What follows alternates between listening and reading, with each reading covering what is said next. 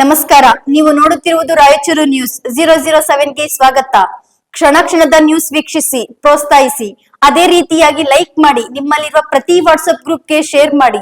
ನಿಮ್ಮ ಯಾವುದೇ ವಿಡಿಯೋ, ಸುದ್ದಿ ಹಾಗೂ ಜಾಹೀರಾತು ಬರಲು ನಮ್ಮ ರಾಯಚೂರು ನ್ಯೂಸ್ 007ಗೆ ಹಿಂದೆ ಸಂಪರ್ಕಿಸಿ. 371 ಅನುಷ್ಠಾನ ವೈಫಲ್ಯ ಖಂಡಿಸಿ ಮೇ 24ಕ್ಕೆ ಮಹಾ ಸಮಾವೇಶ. ಕಲ್ಯಾಣ ಕರ್ನಾಟಕ ಅಭಿವೃದ್ಧಿಗೆ ಹೋರಾಟ ಅನಿವಾರ್ಯ. ರಾಘವೇಂದ್ರ ಕುಷ್ಟಗಿ.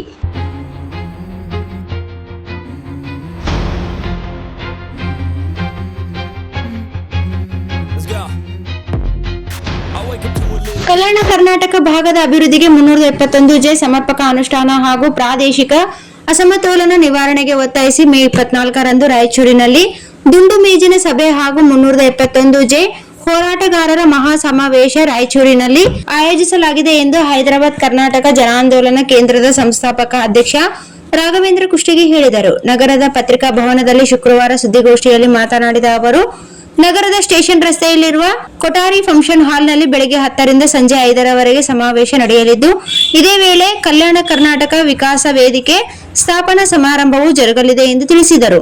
371 ವಿಶೇಷ ಸ್ಥಾನಮಾನಕ್ಕಾಗಿ ದೀರ್ಘ ಹೋರಾಟ ನಡೆದಿದ್ದರೂ ಅದರ ಸಂಪೂರ್ಣ ಪ್ರಯೋಜನ ಜನರಿಗೆ ತಲುಪಿಲ್ಲ. ಶಿಕ್ಷಣ ಕ್ಷೇತ್ರದಲ್ಲಿ ಕೆಲ ಮಟ್ಟಿನ ಪ್ರಗತಿ ಕಂಡುಬಂದರೂ ಉದ್ಯೋಗ ಮೀಸಲಾತಿ ಹಾಗೂ ಅಭಿವೃದ್ಧಿ ಯೋಜನೆಗಳ ಅನುಷ್ಠಾನದಲ್ಲಿ ಸರ್ಕಾರಗಳು ವಿಫಲವಾಗಿವೆ ಎಂದು ಆರೋಪಿಸಿದರು. ಕಲ್ಯಾಣ ಕರ್ನಾಟಕ ಭಾಗದಲ್ಲಿ 56,000ಕ್ಕೂ ಹೆಚ್ಚು ಸರ್ಕಾರಿ ಹುದ್ದೆಗಳು ಖಾಲಿ ಇದ್ದು, ಸಾವಿರಾರು ಶಿಕ್ಷಕರ ಹುದ್ದೆಗಳಿಗೂ ಭರ್ತಿಯಾಗಿಲ್ಲ. ಕೆಕೆಆರ್ಡಿಬಿಗೆ ಸಾವಿರಾರು ಕೋಟಿ ಅನುದಾನ ಘೋಷಣೆ ಆದರೂ ಸಮರ್ಪಕ ಬಳಕೆಯಾಗದೆ ಮಾನವ ಅಭಿವೃದ್ಧಿ ಸೂಚ್ಯಾಂಕ ಕುಸಿದಿದೆ ಎಂದು ಆತಂಕ ವ್ಯಕ್ತಪಡಿಸಿದರು.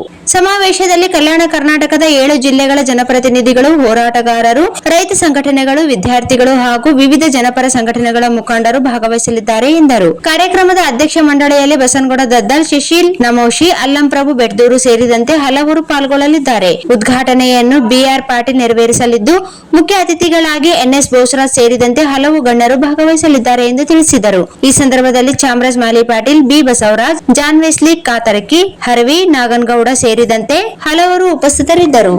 ಹ್ಯೂಮನ್ ಡೆವಲಪ್ಮೆಂಟ್ ಇಂಡೆಕ್ಸ್ ನೊಳಗೆ ಬಹಳ ಕಾಳಜಿ ಕೊಡುವಂತ ಅನ್ಯಾಯಗಳಾಗ್ತಾ ಇದೆ. ಬಹಳ ದಾರಿದ್ರ್ಯದ ಪರಿಸ್ಥಿತಿಯಲ್ಲಿ ನಮ್ಮ ಪರಿಸ್ಥಿತಿ ಇದೆ ಅನ್ನೋದು ನಿಮಗೆಲ್ಲ ಗೊತ್ತಿರುವಂಥ ಹೊಸ ವಿಷಯವೇನ.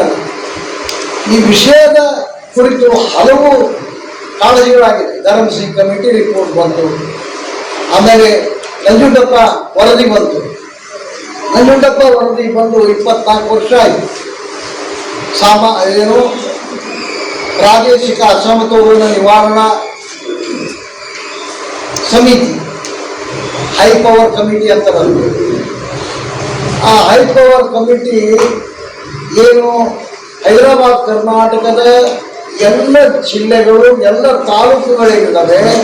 ಆ ತಾಲೂಕುಗಳು ಕರ್ನಾಟಕದ ಇತರೆ ಎಲ್ಲ ತಾಲೂಕುಗಳಿಗೆ ಹೋಲಿಸಿದ್ರೆ ಮಾನವ ಅಭಿವೃದ್ಧಿ ಸೂಚ್ಯಾಂಕದೊಳಗೆ ಅತ್ಯಂತ ಕಳಪೆ ಮಟ್ಟದಲ್ಲಿದೆ, ಕೆಳಮಟ್ಟದಲ್ಲಿದೆ ಅಂತ ಹೇಳಿ ನಂಜುಂಡಪ್ಪ ವರದಿ ಬಂತು. ಹೀಗಾಗಿ ಒಂದು 20,000 ಕೋಟಿ ಕೊಟ್ಬಿಡ್ರಿ, ಇವರು ಅಭಿವೃದ್ಧಿ ಆಗಲಿ ಅಂತ ಹೇಳೋ ಒಂದು ಆ ಟೈಮ್ನಾಗ ರೆಕಮೆಂಡ್ ಮಾಡಿದ್ರು. ಆ ಆಧಾರದಲ್ಲಿ ಭಾಳಷ್ಟು ಹಣಕಾಸು ಬಿಡುಗಡೆನೂ ಆಯಿತು. ಅದಕ್ಕೊಂದು ಅನುಷ್ಠಾನ ಸಮಿತಿಯನ್ನು ಮಾಡಿದ್ರು. ನಮ್ಮವರೇ ಆದಂಥ ತ್ರಿವಿಕ್ರಮ್ ಜೋಶಿ ಕೂಡ ಕೆಲವು ದಿವಸ ಆ ಅನುಷ್ಠಾನ ಸಮಿತಿ ಅಧ್ಯಕ್ಷರಾದರು. ನಿಮಗೆಲ್ಲ ಗೊತ್ತಿದೆ. ಅದು 24 ವರ್ಷ ಆಗಿರುತ್ತೆ. ಆ 24 ವರ್ಷ ಆದ್ಮೇಲೆ ಈಗ 12 ವರ್ಷದಿಂದ ನಾವೆಲ್ಲ ಹೋರಾಟ ಮಾಡಿದ ಫಲವಾಗಿ ಸಿಕ್ತು. ಏನು 371 ವೈಷ್ಣವ್ ಪಾಟೀಲ್ ನೀಡಿದಂಥ ಒಂದು ಮಂತ್ರವನ್ನು ಹಿಡ್ಕೊಂಡು ಅವರ ನೇತೃತ್ವದಲ್ಲಿ ನಾನು ಮತ್ತು ನಮ್ಮ ಅಲ್ಲಮಪ್ರಭು ಬೆಟ್ದೂರು, ರಘುಸ್ತಾದ್ ಒಳಗೊಂಡಂತೆ ತುಂಬಾ ಜನ 4 ವರ್ಷ ತೀವ್ರವಾದಂಥ ಹೋರಾಟ ಮಾಡಿದ್ರು, ಜಾಥಾ ಮಾಡಿದ್ರು. ಅದು ಪರಿಣಾಮವಾಗಿ ಅದೊಂದು ರಾಜಕೀಯ ವಿಷಯ ಆಯ್ತು. ಈ ಭಾಗದಲ್ಲಿ ನಮ್ಮ ಭಾಗದ ಅತ್ಯಂತ ಗೌರವಾನ್ವಿತ ಮತ್ತು ಮುತ್ಸದ್ದಿ ರಾಜಕಾರಣಿ ಆಗಿರ್ತಕ್ಕಂಥ ಖರ್ಗೆ ಸಾಹೇಬರು ಅದನ್ನು ಗುರುತಿಸಿದ್ರು. Sagar DTP centre. ಹಲೋ ಸಂಪಾದಕರೇ, ನೀವು ಪತ್ರಿಕೆ ಡಿಟಿಪಿ ಆಪರೇಟರ್ ಹುಡುಕುತ್ತಿದ್ದೀರಾ?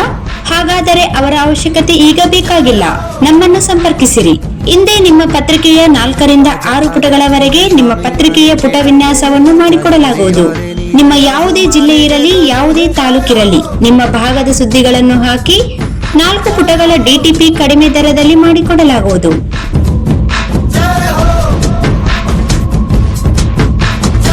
ಹಿಂದೆ ಸಂಪರ್ಕಿಸಿ. ಮೊಬೈಲ್ ಸಂಖ್ಯೆ 8431593151 ಮತ್ತು 9611114528 ಸಂಪರ್ಕಿಸಿ.